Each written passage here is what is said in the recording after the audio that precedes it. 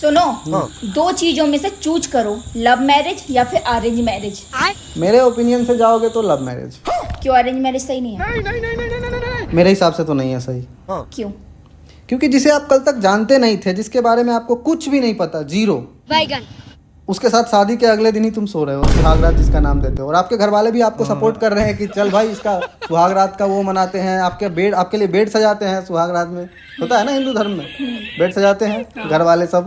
सुहाग रात का रस्म होता है। बताओ, जिसे आप कल तक जानते नहीं थे उसके साथ आज सो रहे हो, संबंध बना रहे हो। दिस इज कॉल्ड क्या बोलते हैं हमारे लैंग्वेज में इसे? रेप। जिसे आप कल तक नहीं जानते उसके साथ सो रहे हो, क्या हुआ ये?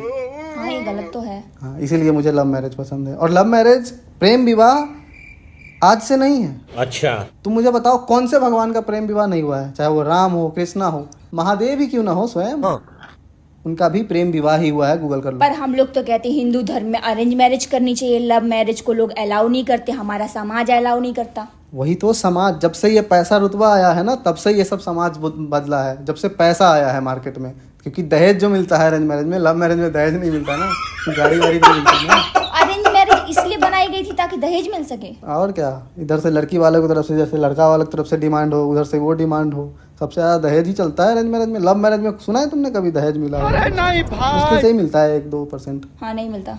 दहेज का सिस्टम ही नहीं होता। लव मैरिज में अंडर एस्टिमेट होता है। आप उसको जानते हो, उसका रहना सहना सब कुछ उसके बारे में पता है, उसका हॉबी तक पता है। तो सोचो आपको उसके साथ रहने में कैसा लगेगा शादी के बाद। शादी से पहले आप बात करके सब कुछ, 2 साल से मान लो 3 साल से आपका रिलेशन है, आप जानते हो उसको फोन से, चाहे वो डिस्टेंस ही लव क्यों ना हो आपका, लॉन्ग डिस्टेंस रिलेशनशिप कितना भी लॉन्ग हो, लेकिन फिर भी आप कॉल पे उसका रहना सहना, वो कब क्या करती है, कितने टाइम में क्यों परेशान होती है, कब इमोशनल होती है, सब आपको पता है। और तब उसके साथ आप शादी के बाद रह रहे हो, हम संतोष पागल नहीं, तो अंडरएस्टिमेट हो जाता है ना।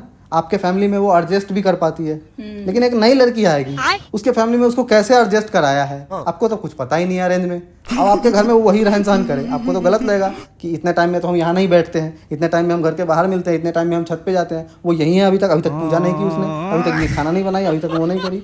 होता है ना। पर तुम्हारे घर में तो तुम्हारे पापा ने एक लड़की पसंद की है, 20 लाख रुपए दहेज ले रहे हैं, तुम उसमें क्या कहना चाहते हो? तो ये तो दहेज प्रथा हमारा खानदानी चलते आ रहा है, तो अब उसमें हम मना थोड़ा ना कर सकते हैं। 20 लाख भी तो मिल रहा है। तो तुम अपने मम्मी पापा की बात मान लोगे, यहाँ पर अरेंज मैरिज करोगे?